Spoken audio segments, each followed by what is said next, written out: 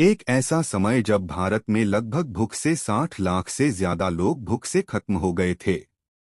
साल था 1943 का, जब द्वितीय विश्व युद्ध अपने चरम पर था। तब बंगाल में भारी अकाल पड़ा था जिसमें लाखों लोग मारे गए थे।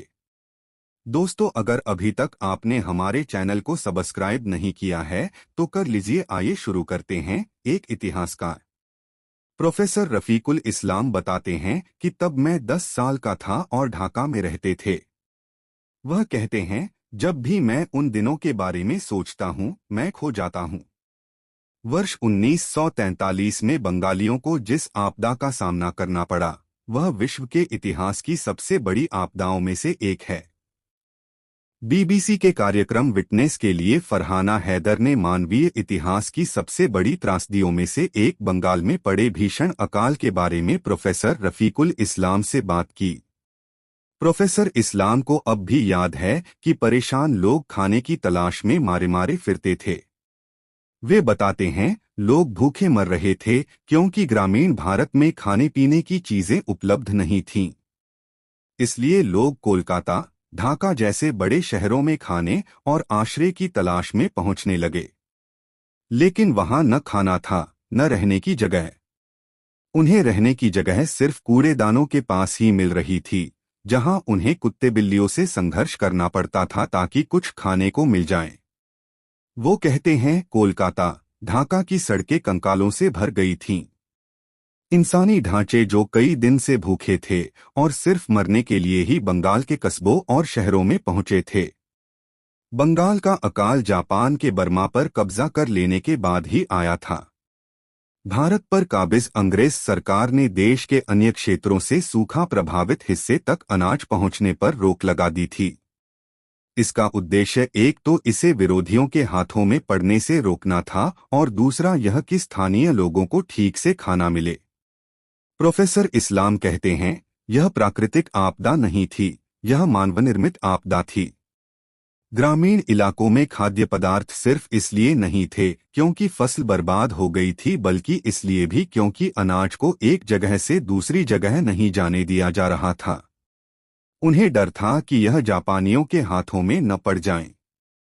वो कहते हैं, मुझे लगता है कि यह फैसला मित्र राष्ट्रों के नेतृत्व का था।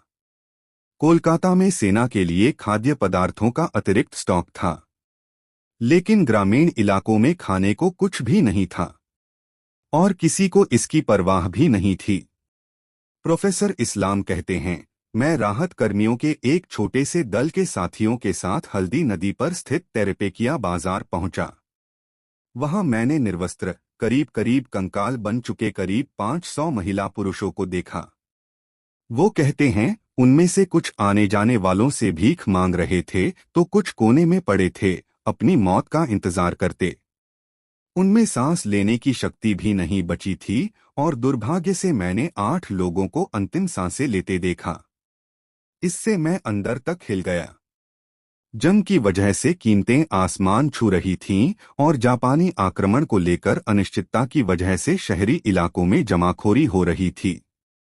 इसके फलस्वरूप देहात में चीजें बेहद महंगी हो गईं और जब लोग मरने लगे तो भारी संख्या में शहरों की ओर इस उम्मीद में पलायन होने लगा कि वहां राहत दी जा रही होगी।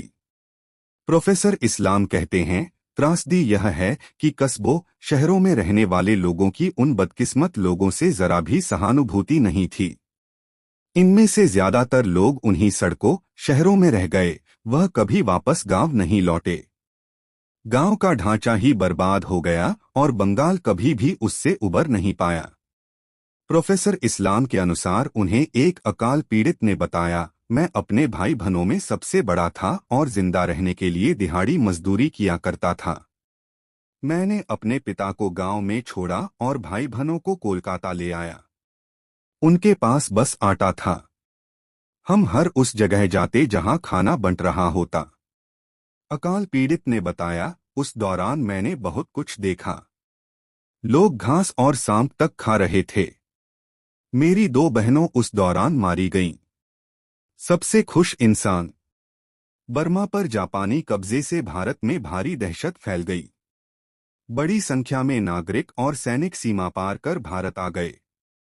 प्रोफेसर इस्लाम बताते हैं, मेरे पिता रेलवे में डॉक्टर थे और ढाका आने से पहले हम लालमुनी हाट में रहते थे, जो बड़ा रेलवे जंक्शन था और जिसे गेटवे ऑफ असम कहा जाता था। वहां हमने बड़ी संख्या में शरणार्थियों को देखा। सैकड़ों हजारों शरणार्थी उस रास्ते बर्मा से भारत आ रहे थे। मैंने उस दौरान एम्बुलेंस, ट्रेन, सैन्य अस्पतालों में युद्ध के नुकसान को भी देखा। बंगाल तब खाद्य पदार्थ आयात किया करता था, जिसमें बर्मा के चावल शामिल थे, लेकिन जापान के कब्जा करने के बाद वह रुक गया। उसी समय ब्रितानी शासकों ने भी बंगाल के तट को अलग थलग करने की नीति पर अमल शुरू कर दिया ताकि जापान की बढ़त को रोका जा सके। इसी समय 1943 के पूरे साल भारत से ब्रिटेन और ब्रितानी फौजों को खाद्य सामग्री भेजा जाना जारी रहा। आमतौर पर इस बात पर सहमति है कि 1943 का बंगाल अकाल गलत नीतियों और लापरवाही का नतीजा था। ब्रितानी इतिहासकारों के अनुमानों के अनुसार इसमें 15 लाख लोग मारे गए थे, जबकि भारतीय इतिहासकार यह संख्या 60 लाख तक बताते हैं। प्रोफेसर इस्लाम कहते हैं कि जो बच गए उनका हिसाब रखा जाना भी जरूरी है। वो कहते हैं, एक किस्सा मुझे अब भी याद है, जब हमने एक परिवार की मदद करने की कोशिश की थी। पति पत्नी और 2 बच्चे रोज शाम हमारे दरवाजे पर आ जाया करते और मेरी माँ थोड़ा भात और दाल उनके लिए बचा लिया करती। हमने उस परिवार को जिंदा रखा।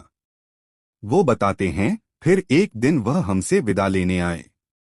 वह गांव वापस लौट रहे थे। उस दिन मेरी माँ दुनिया की सबसे खुश महिला थी, क्योंकि वह कम से कम एक परिवार को जिंदा रखने में कामयाब रही थी। लिखूं कैसे? यह एक ऐसी भयावह मानवीय त्रासदी है जिससे कम ही याद किया जाता है। द्वितीय विश्व युद्ध के दौरान बंगाल के अकाल में ब्रितानी राज में सबसे ज्यादा लोग मारे गए थे। प्रोफेसर इस्लाम कहते हैं, साल 1943 के अकाल के दौरान मैंने जो कुछ देखा वह मेरी यादों में इतना साफ साफ दर्ज है कि मैं उसे कभी भूल ही नहीं सकता। वो कहते हैं, कई बार लोग मुझसे पूछते हैं कि आप अपनी आत्मकथा क्यों नहीं लिखते। सच कहूं तो मैं कैसे उस तकलीफ, मानवीय त्रासदी को बयां कर पाऊंगा जो मैंने उस कम उम्र में देखी थी। मैं उसे लिख कैसे पाऊंगा। बंगाल के अकाल के दौरान हुए अनुभवों का प्रोफेसर इस्लाम पर क्या असर पड़ा? वो कहते हैं, इंसान को बगैर किसी वजह या अपराध के इस तकलीफ का सामना क्यों करना पड़ा? और इंसान इतना क्रूर कैसे हो गया कि उनकी मदद नहीं की? इंसान को भगवान की सबसे शानदार रचना कहा जाता है, लेकिन मेरे हिसाब से अकाल या युद्ध के दौरान यह भगवान की सबसे बुरी रचना बन गया था। प्रोफेसर इस्लाम कहते हैं, उस दौरान हम जानवर बन गए थे।